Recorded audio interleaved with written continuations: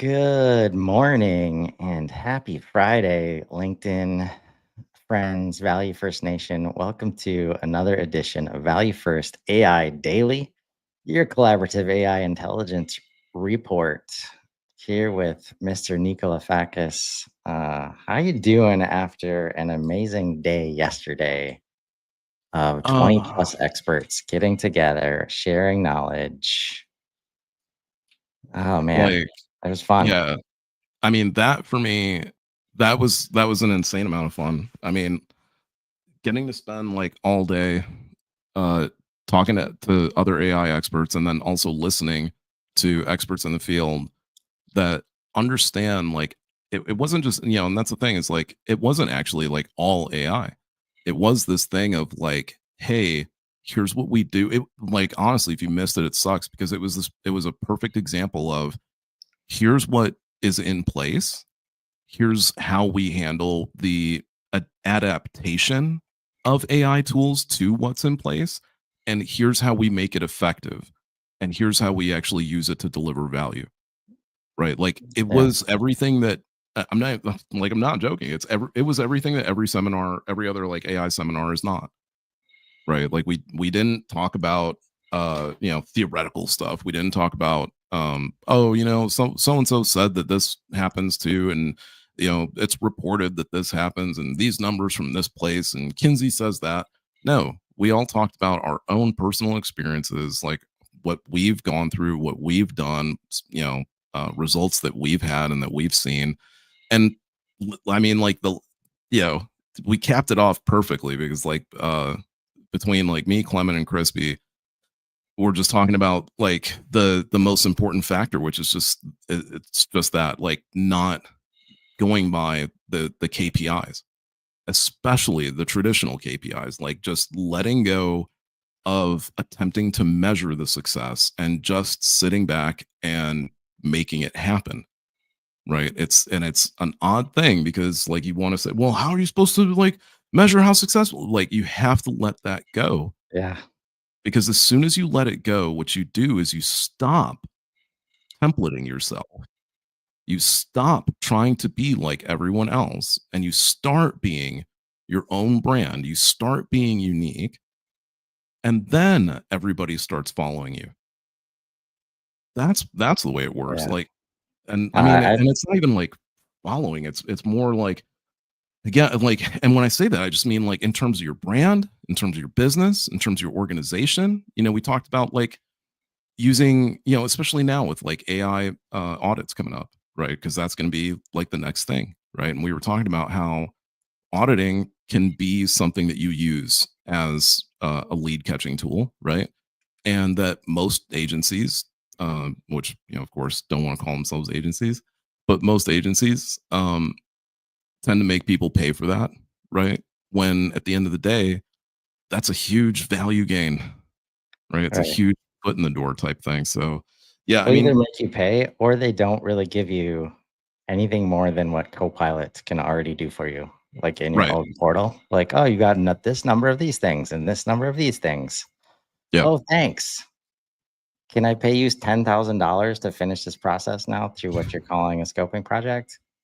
And then Right. we can figure out what we, right? Like all this stuff is going to be like literally that is not value first, that is value last. Like after we get your money, after you do all the work.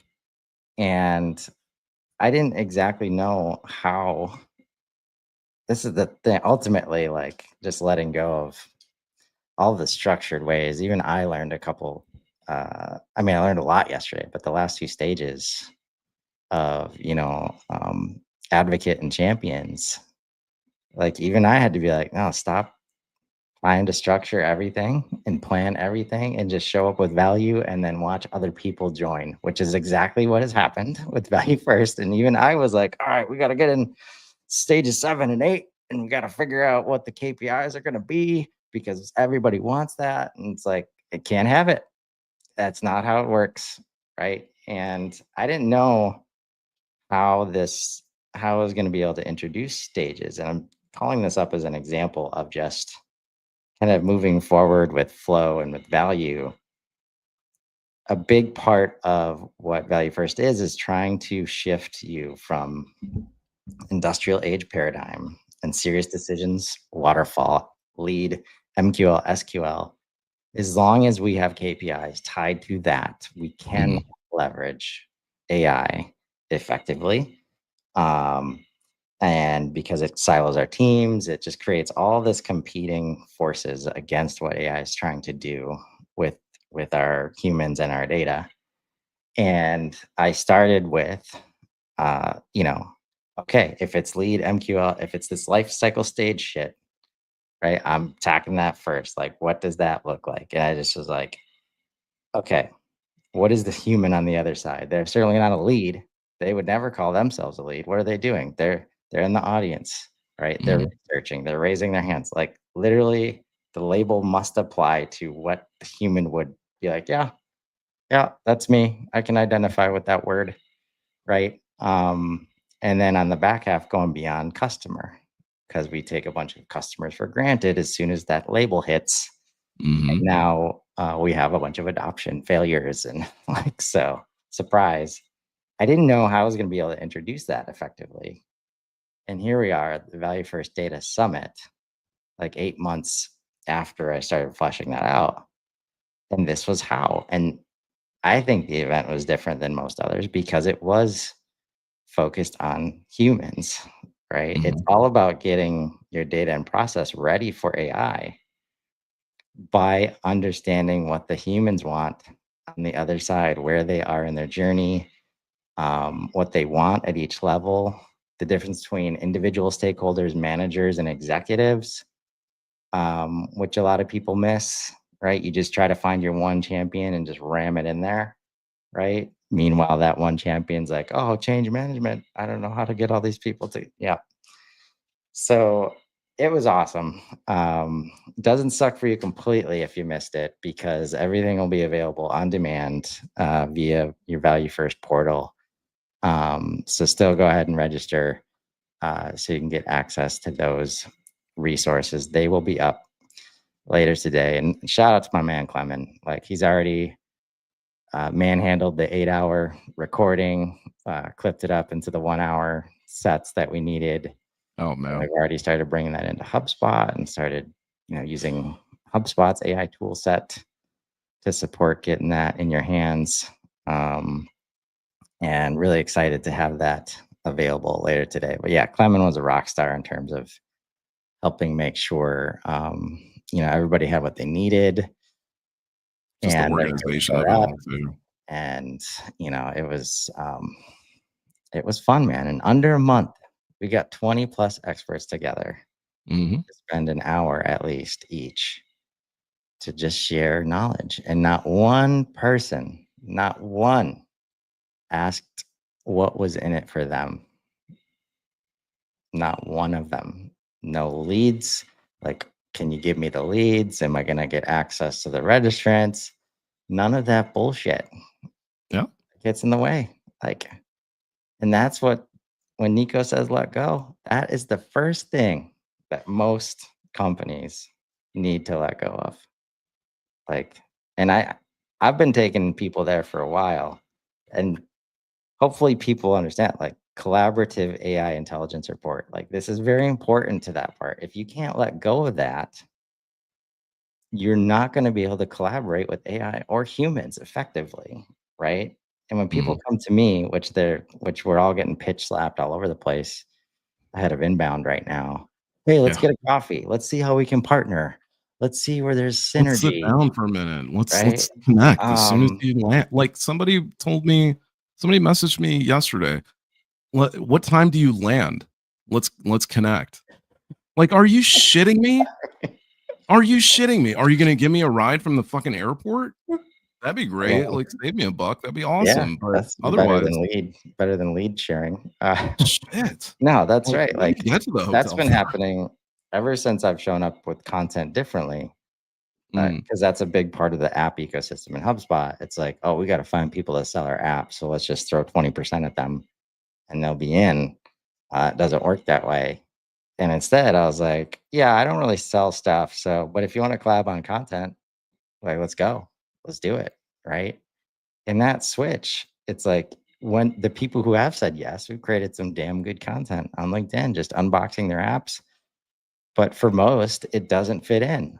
Like as soon as they understand it's LinkedIn Live, of the 600 that I've done, like one of them, and they're from the Salesforce ecosystem, so it wasn't surprising. Asked post event, how many people did how many people were did attend? What was our numbers? And it's like, yeah, sorry. I don't really keep track of that. Plus LinkedIn's metrics are garbage. And yeah. So thanks for showing up and sharing value. Because that's how when we get to inbound, like this is the part that I feel so confident about in that trust in the uncertainty of what the interfaces are showing you so that you don't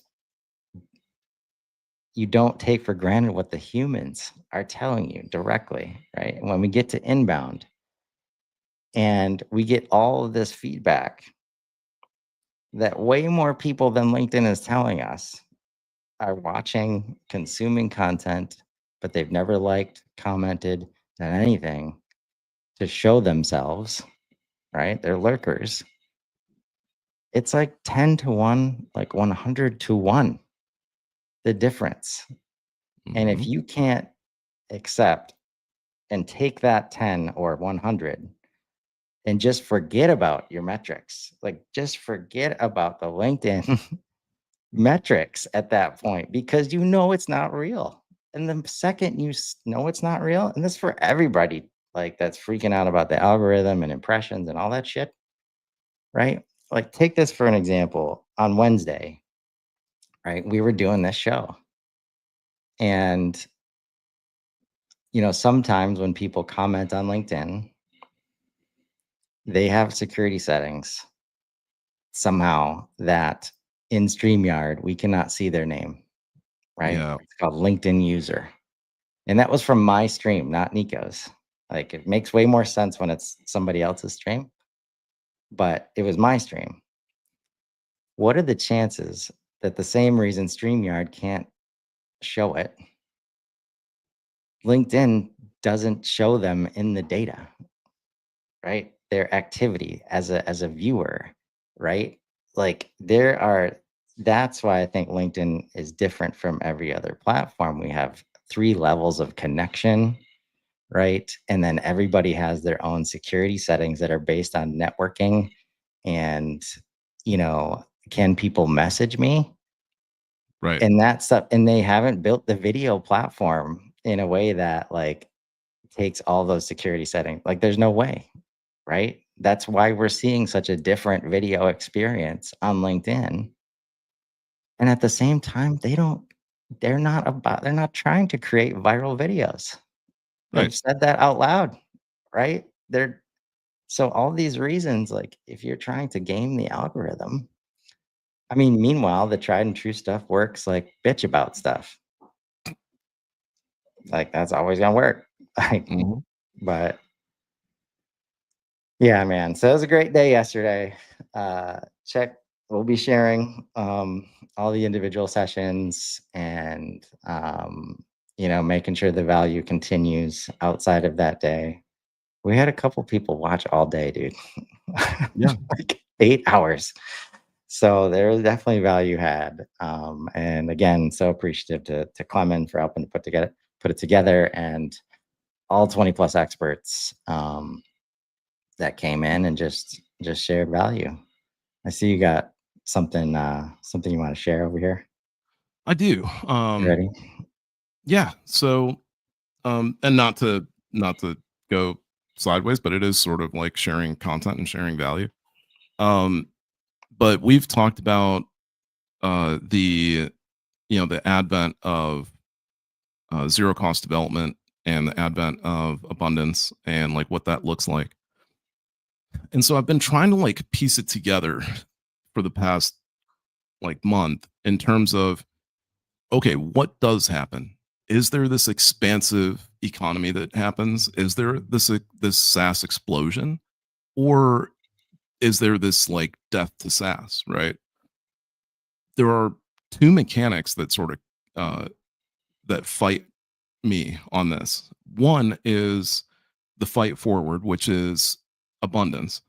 And what that looks like is kind of what you're looking at right now. This is an app that's put together. I don't want to slaughter your name. I'm just gonna go Cool, with how dude. I think it sounds, buddy. Arrigo.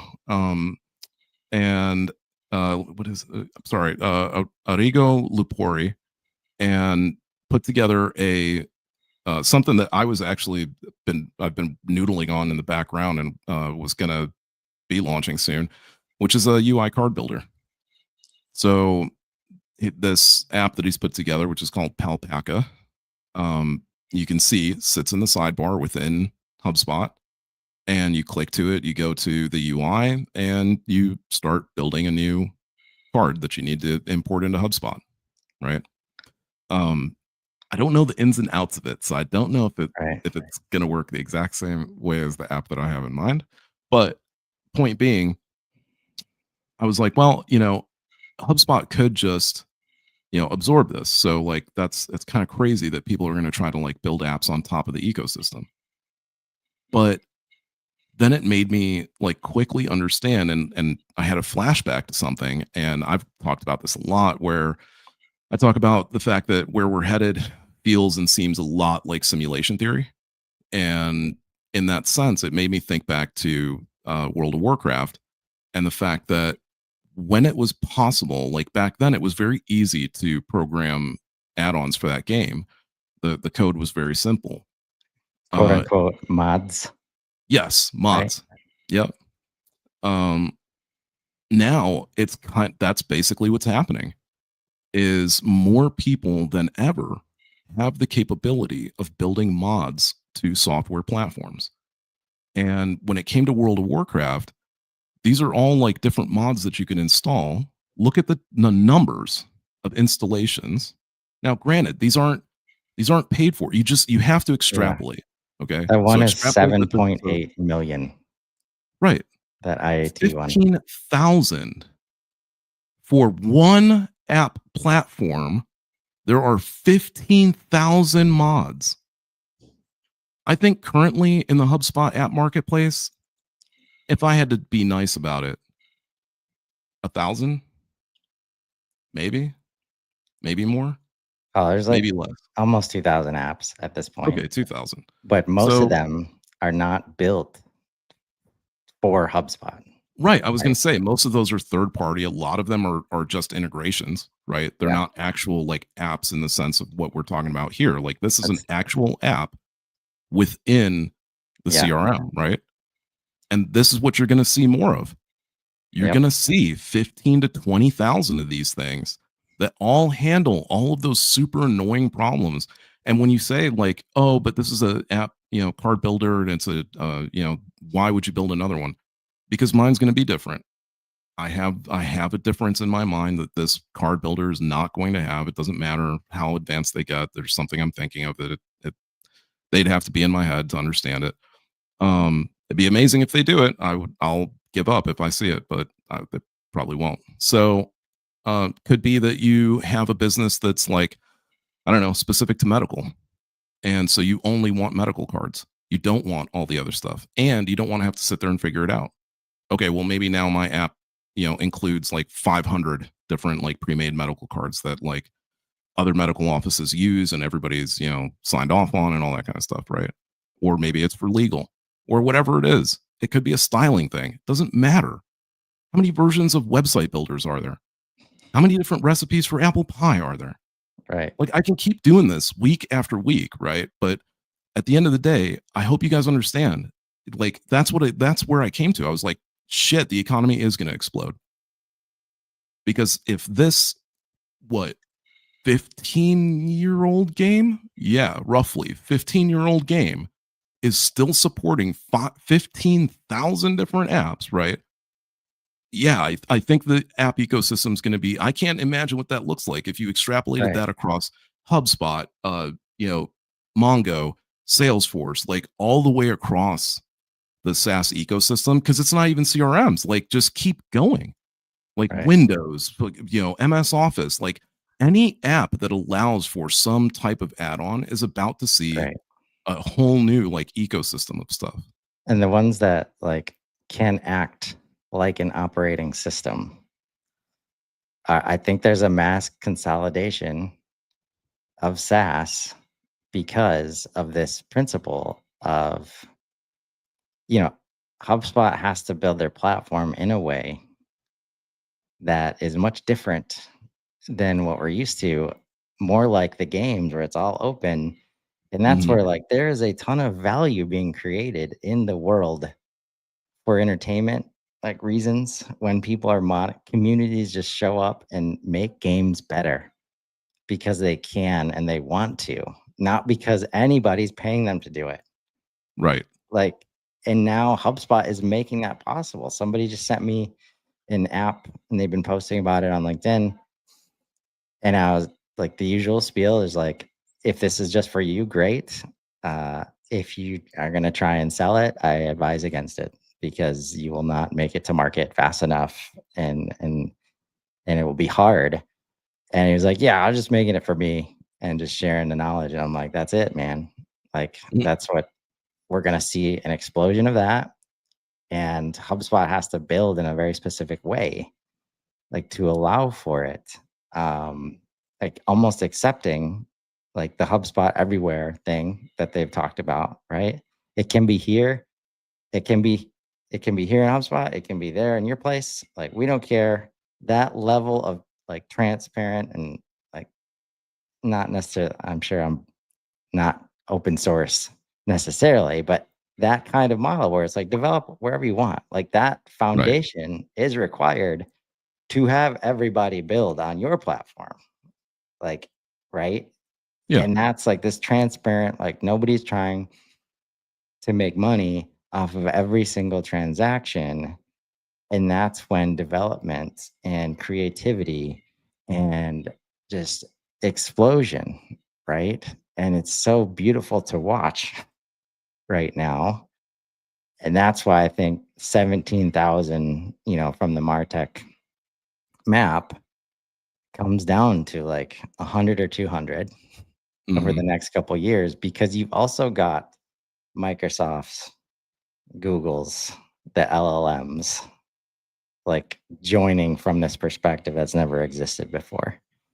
And Yeah. if you don't find a way to get bought or start building natively and getting very specific with that native build, like you might want to start building something else. I don't know. Yeah, and it's not just CRM. It's not just marketing. It's not just regular office white collar. You're looking at Kling AI, which is one of the newest. I mean, it's been around for a minute, but like this is their newest version, 2.1. 2.1. A lot of these models are on like version 1, version 2. Runway's only on version 4, right? By December you'll see runway 5 and it's going to make this look terrible, right? I don't know. I It'll mean, let's do just it. make it look better. I'll make it Yeah, just look yeah, terrible. exactly. Yeah. So this morning, looking at my news and come across this pretty awesome, not story necessarily, but this pretty awesome like announcement or what have you about this new platform called Higgsfield. May not actually be new; it might have been around for a little bit. But what this platform allows you to do is to essentially like what you're looking at is the equivalent of like TikTok for social. So what you're looking at is effects, essentially, like Northern Lights effect. You're looking at pizza fall effects, like IGO effect. And so what happens is like you click into these visual effects and then you just pop in a photo and it translates the photo into whatever Oh that my effect gosh. is supposed to be. Right. Um, I, I want to A lot of people have been looking for that kind of consistency to Right. get one thing right and then apply it to other things. Uh, man, And it's honestly, it's crazy. Like that's the level we're at now, is that it's gone from needing to prompt it to being something that's like going to end up being in it's going to end up being in as like a filter in your okay. phone I don't know about real the soon. spiders out of the mouth thing, but yeah. Uh, no, and literally that's what's so amazing right now. Like I just said the challenge out loud that Mhm. it has been tough to do this. Yeah. People are listening and then they just build the solution like so easily, so much easier than ever before. Yeah. And that's the world that we're in. Like, and I love, like, one of my favorite things is being able to bring manufacturing experience into SaaS ecosystem and start to connect dots that say, yeah, I know you're building this for SaaS, like customer success workspace, but it will actually work really well for like physical equipment in the field too. We just have to connect to those systems too, but it's already built. So we don't have to go find some special field service system. We're just taking experiences and innovation from other industries and bringing Mhm. them together. It's never been easier to do that because now, but here's where, like, back to our value first conversation, then we'll wrap. Where it gets stopped is, oh, we can't measure it like that over here. Which sales rep am I gonna how do I know which sales rep it belongs to? Like if we do it like that, Mhm. right? I'm not gonna be able to compensate people properly. How do I know who's working on what when? Like that's the stuff that gets in the way of bringing innovation from B2C into B2B. And like you're gonna miss out. And that's where when HubSpot had the realization that, all right, it's time to stop trying to get everybody in our app because of this, we're not going to get there. Right. So, how do we do it differently? And they're starting to do it differently. Um, and it feels right. I don't know, man. There's not much other way to describe it. Like you could call No. it like strategic, like whatever the way is it just feels better, right? When you're not continuously prompted, oh, you got to come see that over here. I know you're having a really great experience right now, but to continue having that, you got to come over here, Mhm. right? Like people don't go, they don't go over there, right? They're like, they find the next thing. This is where everybody gets social wrong. Like if we're having a conversation on LinkedIn, don't give me your phone number, like unless I ask you for it. But Right. I'm giving you so much value in this message stream right now, and you want to take me to email? Like, no, there's a reason I'm doing it over here, right?